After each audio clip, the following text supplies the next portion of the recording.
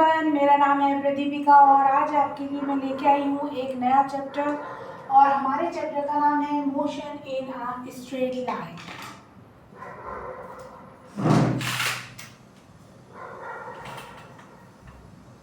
और आज हम कवर करने वाले हैं अपना ये चैप्टर। ये हमारे क्लास 11th का NCERT का चैप्टर नंबर 2 है।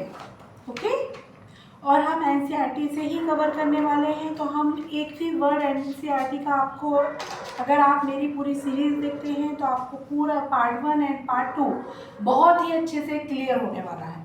Okay, now let's start. Okay, कौन सा चैप्टर है हमारे NCERT का? NCERT का chapter number 2 motion in a straight line. मेरी NCERT थोड़ी ओल्ड है इसलिए इसमें ये चैप्टर नंबर 3 है, but actually in your NCERT it is a number chapter number 2। Okay, now we have to start. Okay, हमारे चैप्टर का नाम है motion in a straight line. Okay, तो हमको देखिए बेटा दो वर्ड मिल रहे हैं। कौन से दो वर्ड मिल रहे हैं? एक तो मिल रहा है motion and second is a straight line. Okay, तो हमें सबसे पहले समझने की जरूरत है कि व्हाट इज मोशन। मोशन क्या है बेटा? Change in position with respect to time is motion. क्या बोला मैंने? किसी भी ऑब्जेक्ट की position with respect to time अगर चेंज होती है तो उसे हम क्या बोलेंगे? हमारा मोशन किसमें, हमारा ऑब्जेक्ट किसमें है? मोशन में है। हमारा ऑब्जेक्ट किसमें है? मोशन में। फॉर एग्जाम्पल, अगर हमारा कोई ऑब्जेक्ट है ए पॉइंट पर और वो after 5 second it reach to the point B and the distance between the A and B is 10 meter. Then what we can say? हम कह सकते हैं कि हमारा ऑब्जेक्ट A पर था जो B से कितना दूर है? 10 मीटर दूर। After 5 seconds it reached to the point B. कहाँ पे पहुंच गया है ये? पॉइंट बी पर। इसका मतलब हमारे ऑब्जेक्ट की पोजीशन क्या हो चुकी है? चेंज हो चुकी है विथ रिस्पेक्ट टू टाइम। इसे हम क्या बोलेंगे? इसे ही हम क्या कहते हैं बेटा? मोशन कहते हैं।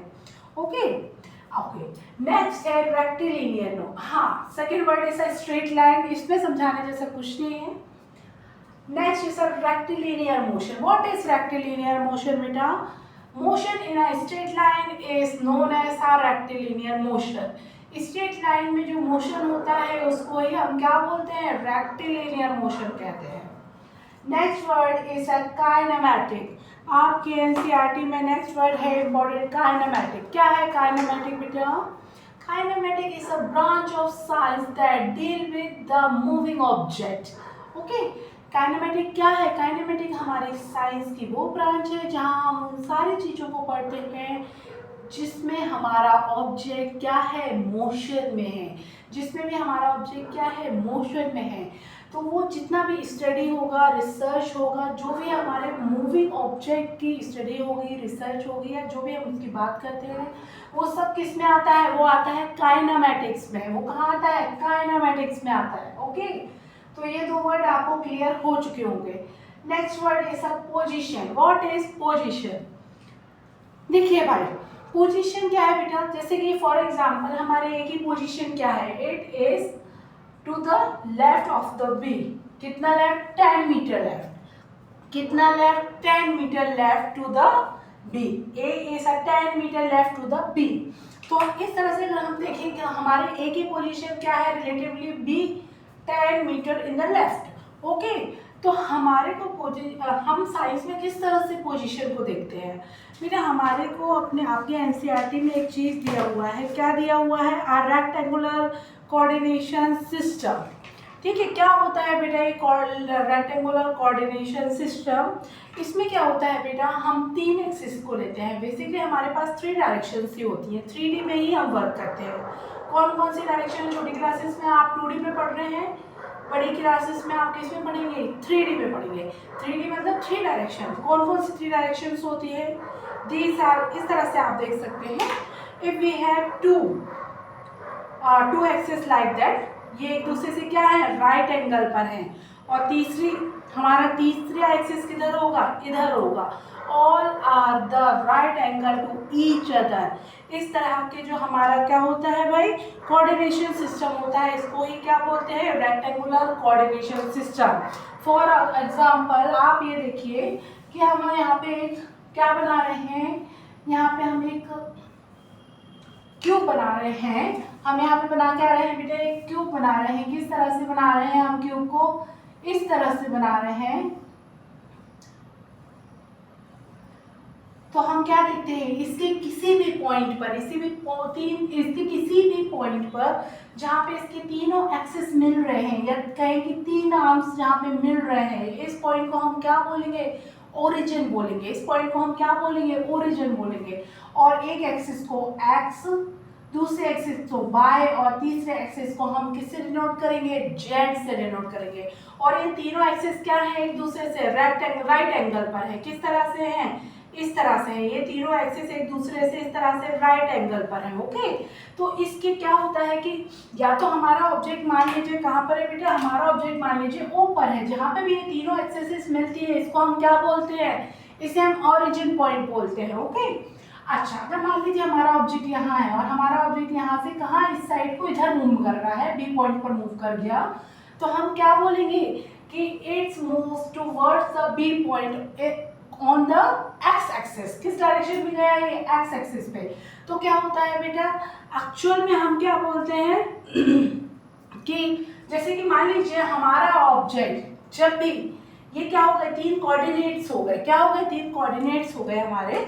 कैसे होंगे बेटा, जैसे इस पॉइंट का कोऑर्डिनेट क्या होगा, हमारे ओ पॉइंट का कोऑर्डिनेट क्या होगा, ओ पॉइंट का कोऑर्डिनेट हमारे होंगे 0 0 0।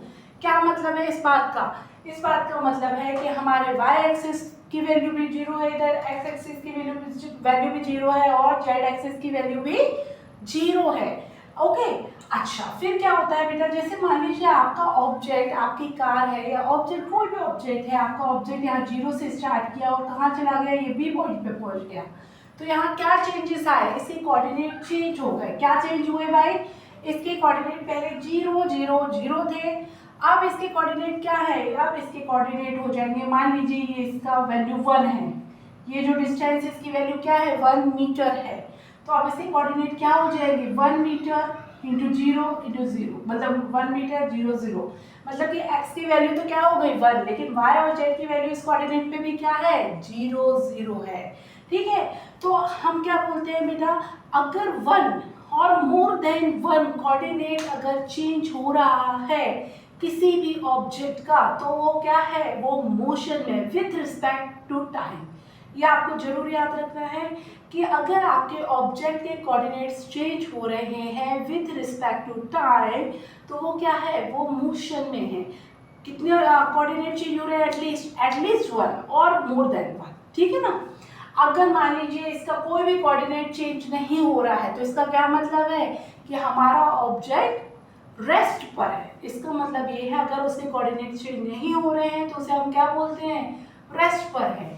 यही है हमारा पोजीशन देखने का तरीका कि हमारा ऑब्जेक्ट कहाँ पे है, किस पोजीशन पे है, कौन से एक्सिस में है, कैसे वो मूव कर रहा है। If it is moving in a straight line, तो हम क्या मान लेते हैं, ये एक्स एक्सिस में ही जा रहा है।